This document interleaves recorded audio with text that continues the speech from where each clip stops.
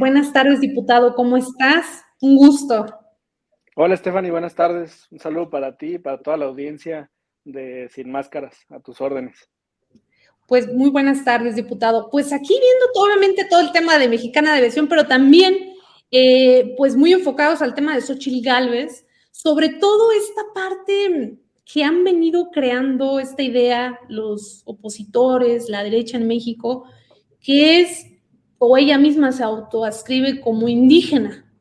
Pero aquí la pregunta del millón es, ¿realmente es indígena? ¿Realmente si yo digo que soy indígena, aunque no venga de estas comunidades, soy indígena? Bueno, primero siempre me salen tus videos en TikTok, ¿eh? Así que muchas felicidades por todo lo que haces. Muy Muchas gracias. fresco, muy natural. De verdad, muchas felicidades por tu trabajo, por acercar así la información política a todos los ciudadanos. Comentarte, mira, las acciones afirmativas tienen unos 20 años aplicándose en nuestro país. Esto significa espacios obligatorios para que los partidos políticos postulen a integrantes de minorías, de grupos históricamente subrepresentados y discriminados. Fue evolucionando esta medida de tal forma que llega un punto en el que se conforman 20 distritos, alrededor de una veintena de distritos a nivel federal, en donde tienes que postular forzosamente candidata o candidato indígena. Y luego sobre eso le puedes aplicar paridad, por ejemplo. Es un tema muy interesante, cómo confluyen las dos cosas.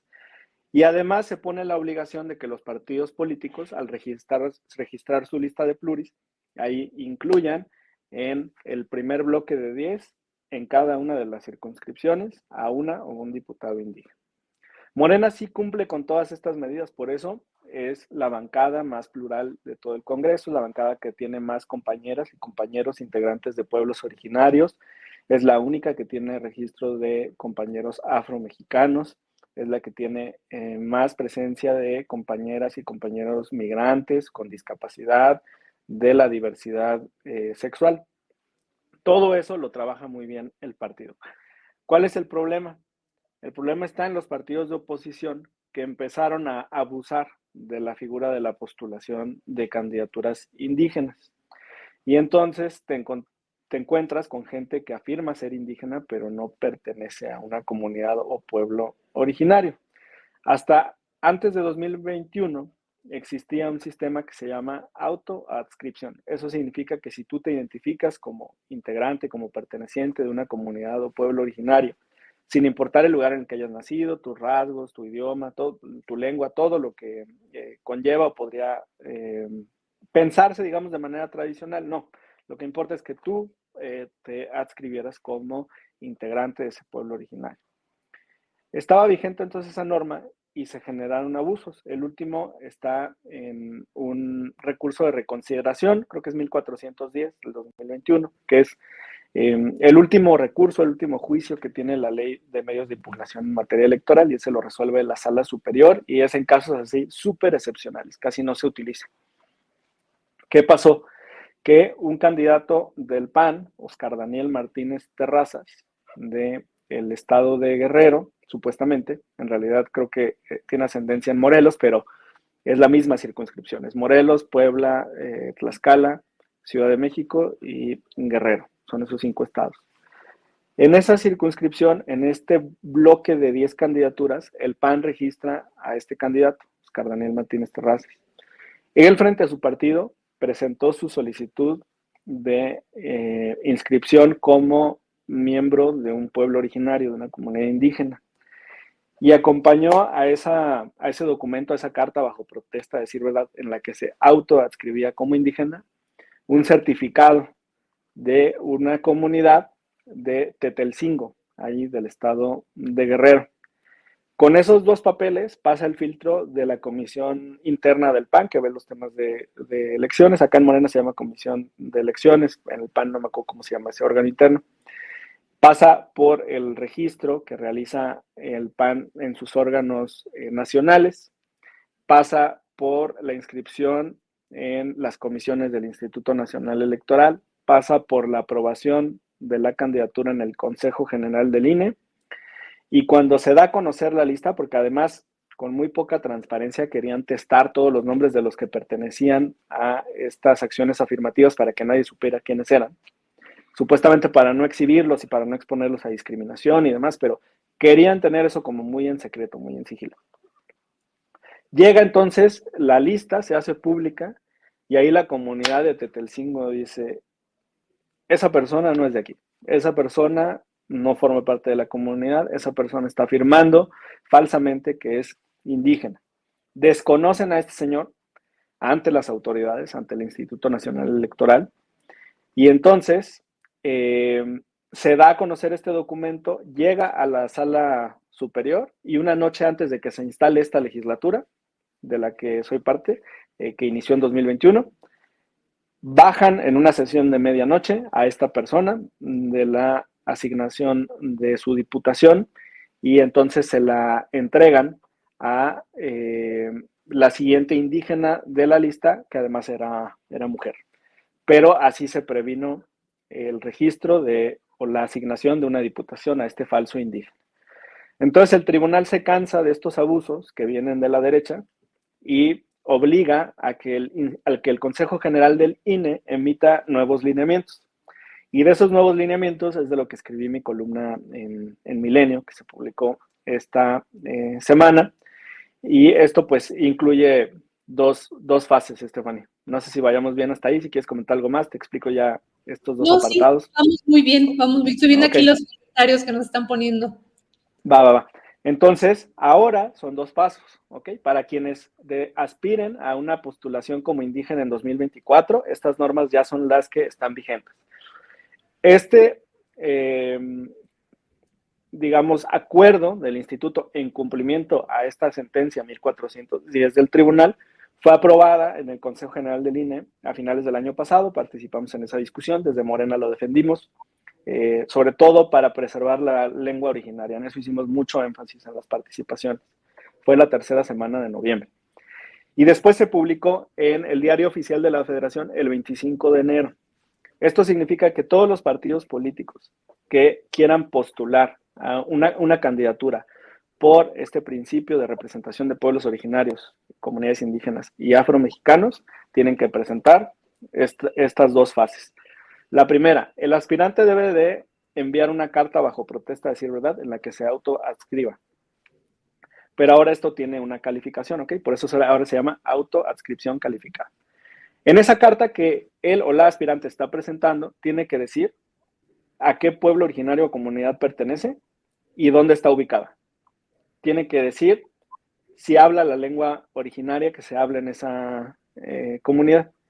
Y tiene que exponer cuál es su vínculo permanente con esa comunidad. ¿Dónde está el enlace? ¿Dónde está la relación con esa comunidad? Y no basta eso, porque pues lo podría llenar, ¿no? Y decir tal o cual cosa.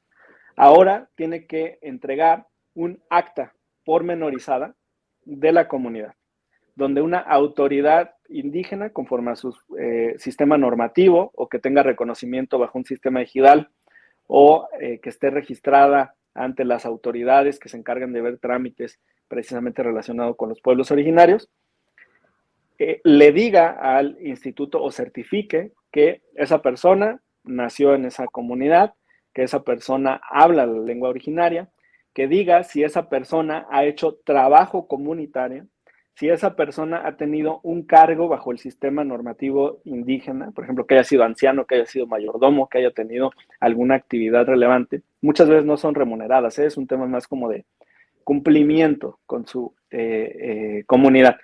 ¿Cuál es su vínculo permanente? ¿Durante cuánto tiempo ejerció estas funciones de trabajo comunitario o de cargos al interior de la comunidad?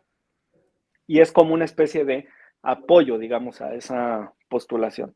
Entonces, este sistema lo que va a prevenir es que se inscriban en 2024 falsos indígenas a postulaciones de todos los cargos federales, diputaciones, Senado de la República. Alguien, por ejemplo, podría firmar también para la presidencia o autoadscribirse como indígena. Yo creo que es regla para todos los cargos que se tiene que cumplir con estos requisitos si se desea obtener el reconocimiento del instituto de que uno forma parte de esa comunidad o pueblo originario. Ya no basta con decir, yo provengo de allá, yo nací. No, hay que llenar todos estos Requisitos. Como es difícil cumplir con todos a la par, el Consejo General del INE, en una discusión que estuvo muy larga y que tuvo ahí muchas visiones, digamos, definió 2 reglas. Primera dijo, basta la lengua. Si alguien habla la lengua, forma parte de la comunidad, aunque ya no viva ahí.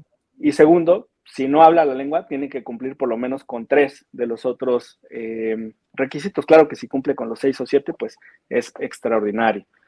Esto significa que por primera ocasión se va a poder dar un tránsito entre 2 sistemas paralelos que tenemos.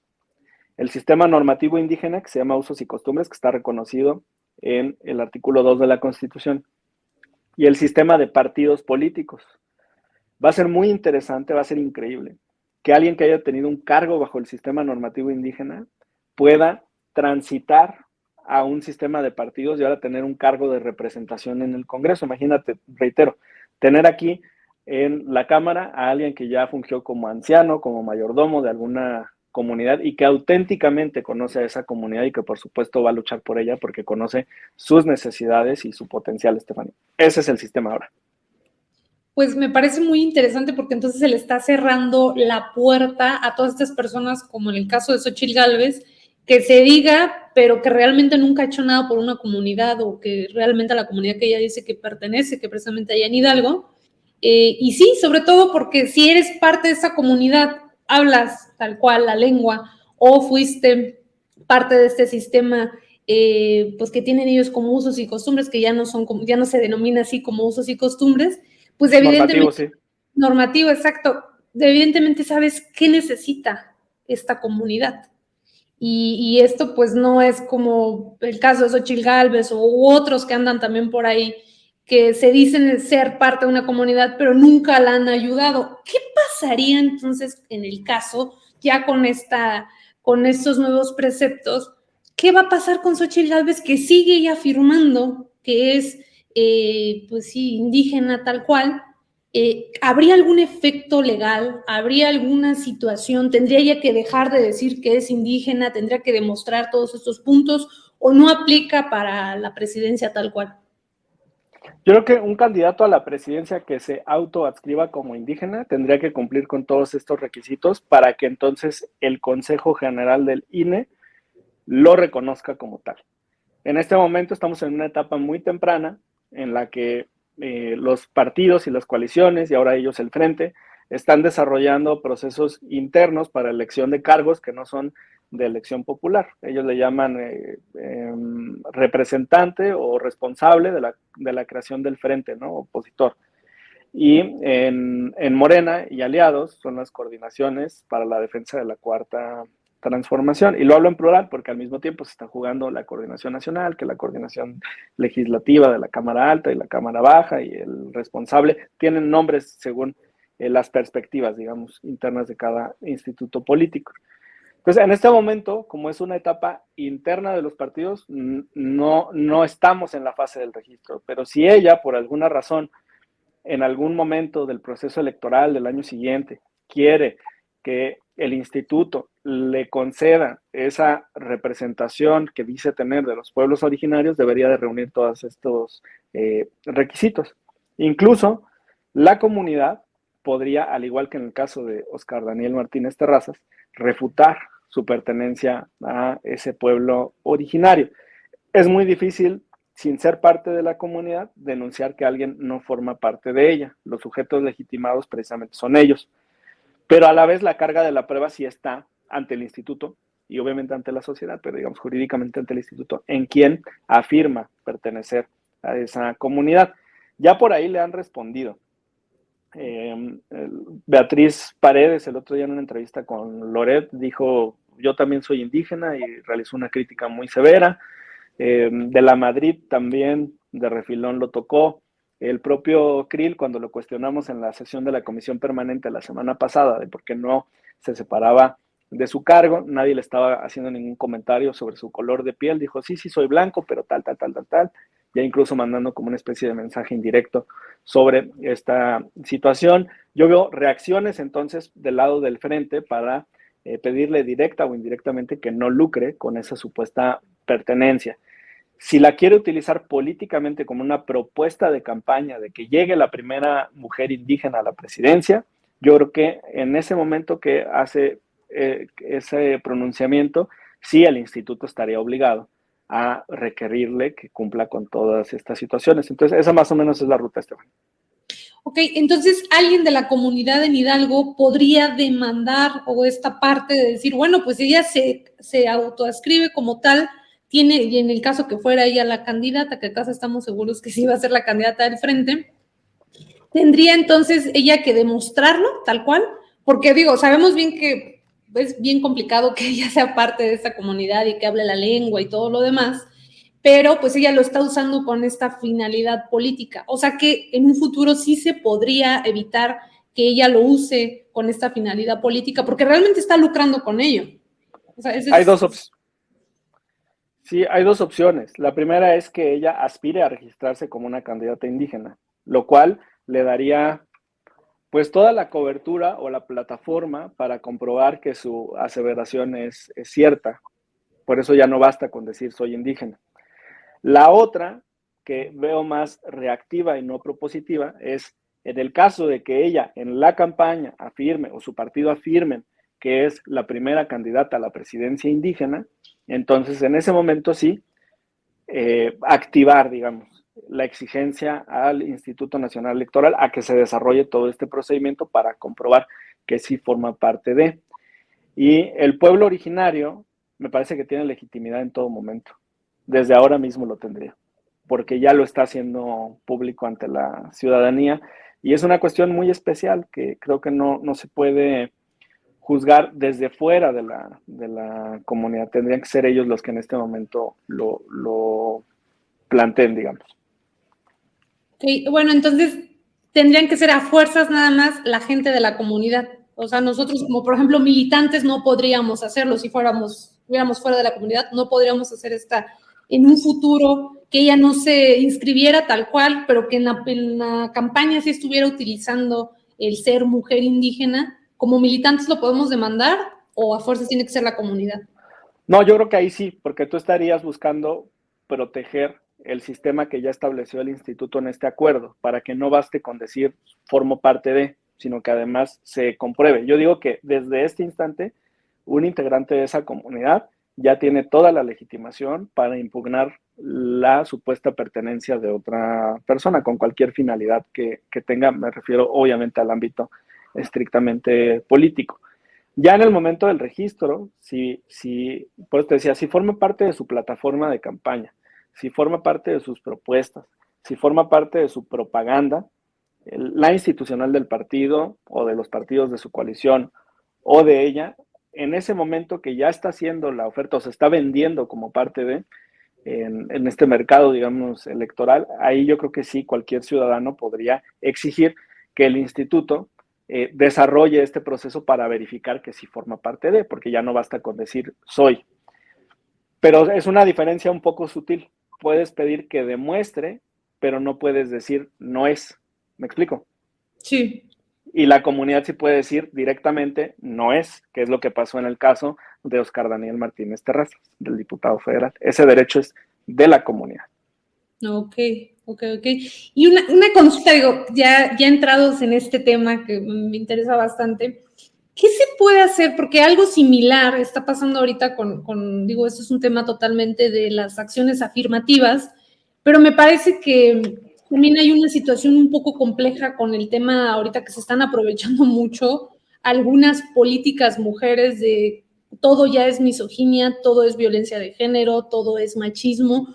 No hay como estos controles también ante este tipo de cosas, o sea, está como reglamentación ya más estricta, porque yo lo siento como muy, te lo digo como mujer militante de un partido, siento que es como medio ambiguo, ahorita ya no se puede decir nada, porque entonces ya todo es violencia de género, aunque no sea violencia de género, y lo usan mucho políticamente. Bueno, ahí fíjate que en materia jurídica hay una teoría que se llama péndulo.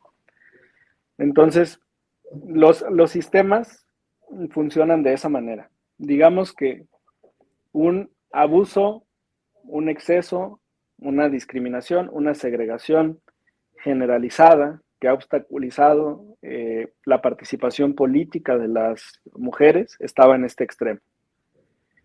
Y hay una reacción frente a ese abuso que se consolida a través de una legislación que suele ir hasta el otro extremo y ser muy severa para intentar que las cosas se emparejen un poco, para decirlo en términos prácticos. Y en la historia del derecho ha pasado muchísimas veces.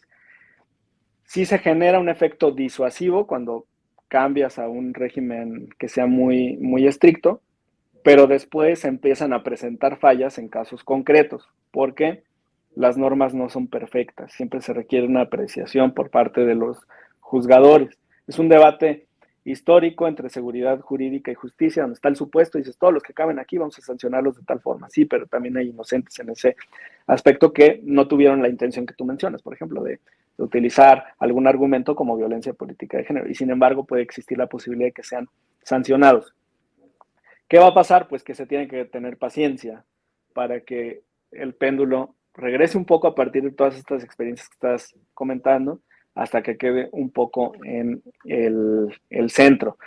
Es un tema en el que la verdad no me involucro mucho precisamente por la susceptibilidad que existe y que es natural que exista en este momento. Entendemos las razones históricas, pero sí hay que ser muy, muy cautos y me gustaría pues dejar el debate precisamente a que sean las compañeras las que definan una mejor ruta o estrategia para sancionar todos los casos de violencia política de género, pero tampoco generar alguna especie de abusos del otro lado, como decías, que se convierta en una constante, un arma política, por decir, para desvirtuar cualquier acusación que puede no estar relacionada con el género. O sea, por ejemplo, si denuncias un caso de corrupción y la autora es una mujer, pues no le estás adjudicando una conducta por ser mujer, sino estás calificando lo que hizo como servidor público más allá del género, por ejemplo.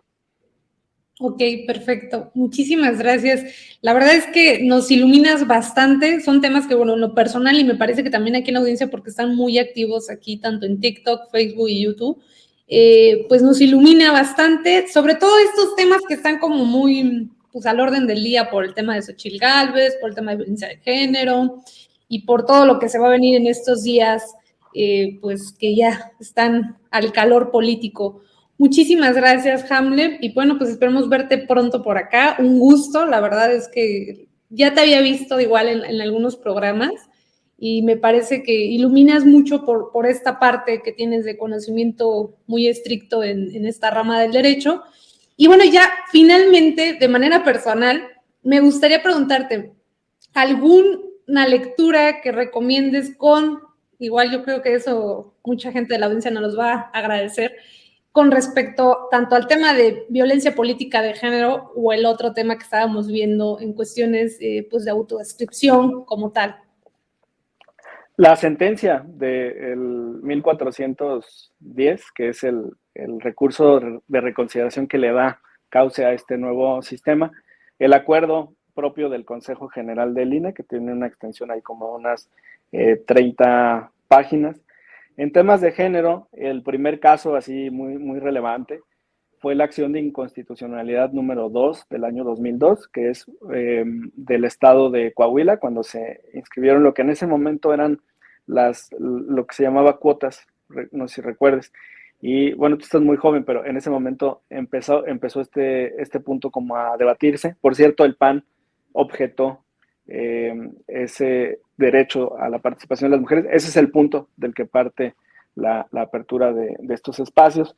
En este momento en mi estado, en Jalisco, hay un debate muy intenso en el tema de paridad porque el Congreso local aprobó una reforma que desde nuestra perspectiva es inconstitucional, que está diseñada para dejarle las alcaldías más importantes a los hombres. Estoy hablando de Guadalajara, Zapopan y Tlajomulco, que juntos concentran 3.6 millones de habitantes del estado, y relegar a las mujeres a municipios con menor importancia política, sociológica, histórica. Y ya de lectura que no trata tan directamente los temas de género y de pueblos originarios, pero sí lateralmente está muy interesante. Es un libro que se llama Los Gobernadores. Te voy a mandar ahorita por Twitter El autor es un profesor de Berkeley, lo estoy leyendo en esta semana, y te narra la historia de caciques en distintos estados, en el Estado de México, en Puebla, y los compara con gobernadores medianamente actuales de la década anterior, donde hubo muchos abusos por parte de los gobernadores. Entonces está muy interesante para ver cómo hacen uso político de todas estas herramientas y actividades. Pues ya tomamos nota, yo quedo en espera del último de los gobernadores. Y bueno, pues muchísimas gracias, Hamlet, es un gusto, reitero, esperemos verte pronto por acá, en este periodo que voy a estar supliendo a nuestro querido Manuel Pedrero. Y bueno, pues seguimos en contacto y muy bonita tarde. Bonita tarde, que estén muy bien. Hasta luego. Hasta luego, abrazos.